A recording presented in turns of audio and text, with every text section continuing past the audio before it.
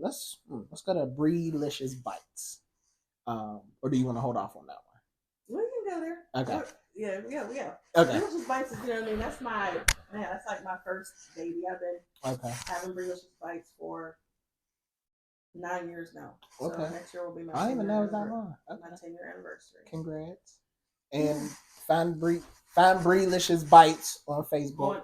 Facebook and Instagram. Yes. And I do have a Breelicious Bites website. It needs to be updated, but I do have the website. So how did that come to fruition? So at the time, I'm out and about a lot, going to different places, trying different foods, you know what I mean? And I would always post them on Facebook. And one day I was just like, people be like, oh, where'd you get that from? How was that? You know, they asked me different things. Right. I said, man, I really want to have something of my own to house my pictures and my experiences in, right? And at the time, it's like, mind you, this was 9 years ago, I didn't have a computer or anything. So I went to the library and I Googled how to start a blog. Oh, okay. Yeah. And resourcefulness. Resourcefulness. Amen. So I Googled how to start a blog, and I would go to the library for some hours, and I built my website. Right? I did it on my own. And I was like, okay. And so I had all these little different sections on there, like, because I like signing up for birthday club. Rewards. Get the reward. Yeah. Listen, July 1st, my inbox starts popping with all my little free offers. See, that's smart. This woman can teach you some things, man. So you ain't doing that, boy. Right. So that was one of the tabs I had on there, like different birthday things that people can sign up for at restaurants. Nice. I had upcoming events that were happening. Some of my favorite restaurants were like different cocktails. So I had all these like little different sections on the website. Right. I built this website. And I'm like, okay, I have this website now. How am I going to get the word out about it? Like, how am I going to get people to know? So I reached out to none other than Bernard Alexander, shout out to Connecting King in Pittsburgh and beyond. Oh yeah. Right. And I said, listen, I started this blog, but I don't know how to get the word out about it. Like, you know what I mean? You can post it on Facebook, etc. But you know what I mean? I want to get it out to the masses. Right.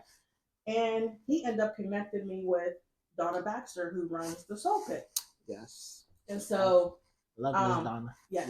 Yeah. So shout out to Donna Baxter because she gave me my first writing gig. Okay. So I sent her, Bernard connected us.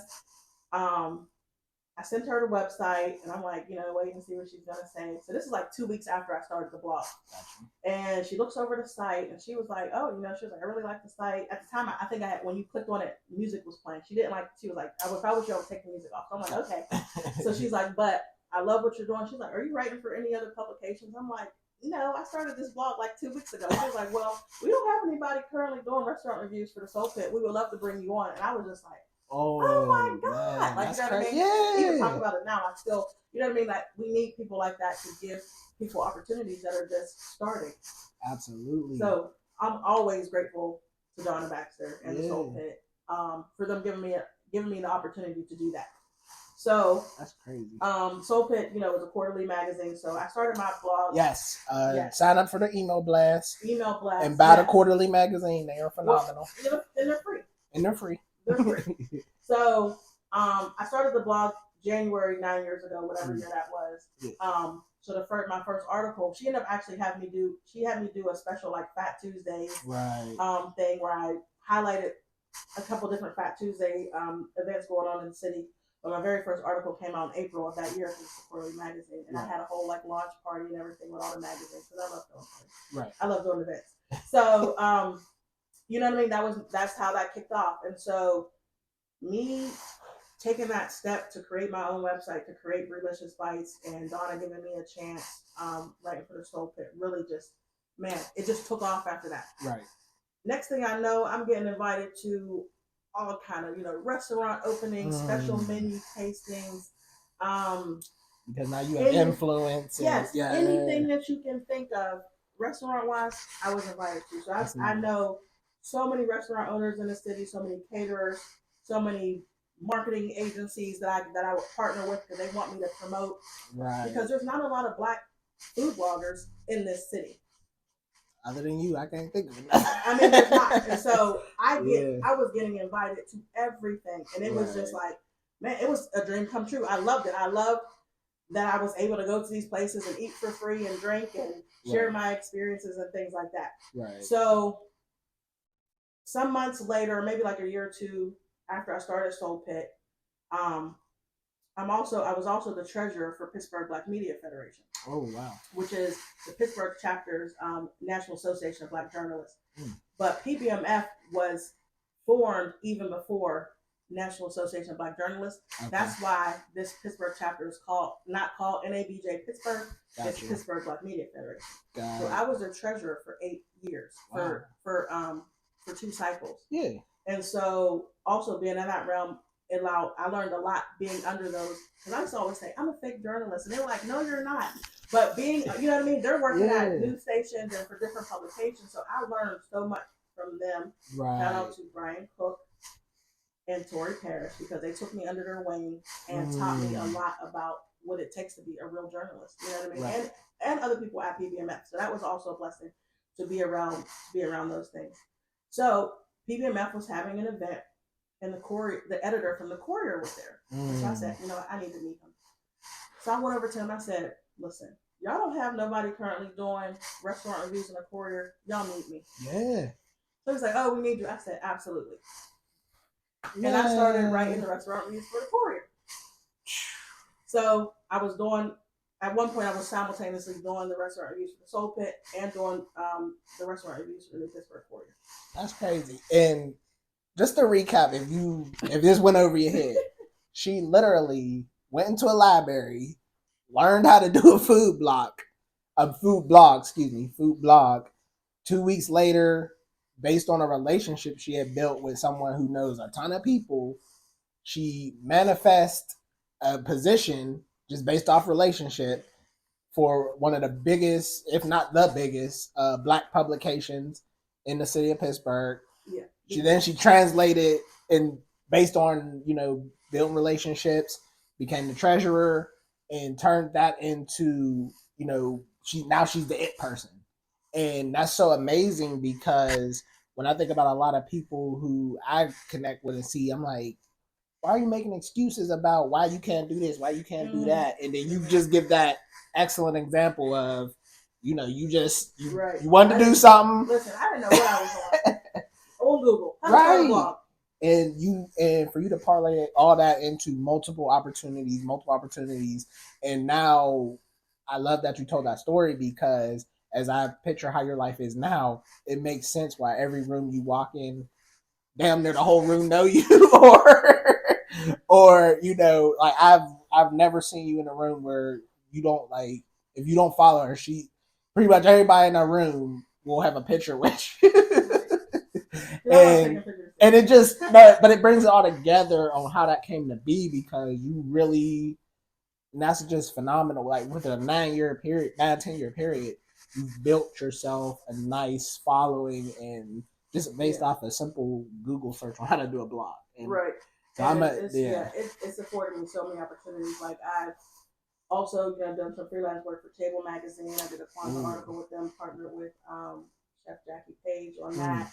I actually wrote an article for Eater, which was my first internationally published article. Wow. I highlighted 36 or 38, I can't remember, restaurants in the Pittsburgh area on eater.com. And I did my best to highlight as many Black and brown businesses as I could on that list. There were some people who was mad about that, but I didn't care.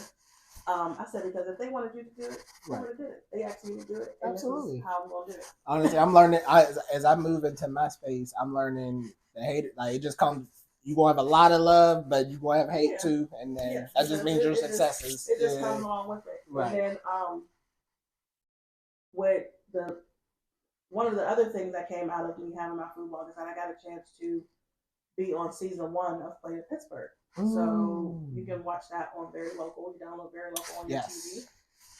And go to Play to Pittsburgh. And I was the standing judge on season 1 of Play to Pittsburgh. And that was a dream come true, to be able to be on TV. Right. To eat, most of the time, good food. And get paid for it. Right. Like, you know what I mean? Like, I'm like, man. So I'm going to chalk that up to about 4 or 5 different incomes. So she done made about... Yes. We was on 2, and then she done said about 4 or 5 different. So we're gonna just would it be accurate to say 5 or 6 income she done had in a 9-year period. So yeah, that's fair. Yeah, so and I can count on the whole. There's a whole bunch of other stuff that I didn't. But like I said, I mentioned Uber. I you know what I mean. Like I said, I've always just been.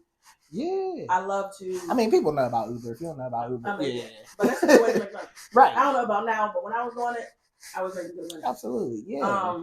But yeah, so that's what I'm like. Just taking that one leap of faith and starting that website, and I had no idea what I was doing. Man, I can't even think of all the different opportunities that have came through that, and the people that I've met, and the places I've been able to go. Like I started going to these international food blogger conferences. You know what I mean? So I was able to go to Alaska. That's great. You know what I mean? And now you're traveling. Yes, I do. Yes, do lots of traveling. But that was also such a great experience. Because I was like, when am I ever going to really go to Alaska?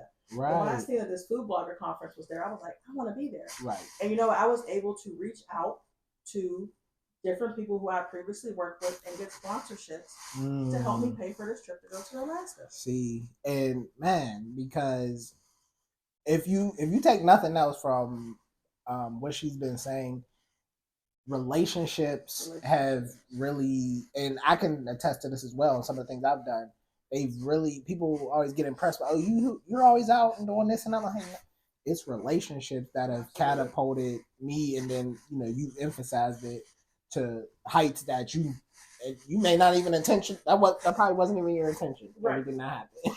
And I couldn't really imagine it. Right. You know what I mean? So that's awesome. Yeah. So my big picture takeaway so far is understanding that, once you have your job, you can create your own type of passive income. You can create your own business from things that you're passionate about. Briana loves food. She loves traveling. She literally created a pathway for her to be able to leverage and experience the things that she's passionate about. And, I mean, it's probably not as easy and seamless as she made it seem, but I mean, it was very impressive how you strategically were able to accomplish those things. So, Thank you. Shout out to you. Congrats to you for that. So, I guess we'll wrap up this segment. You want to talk about the Wing and Max SmackDown now?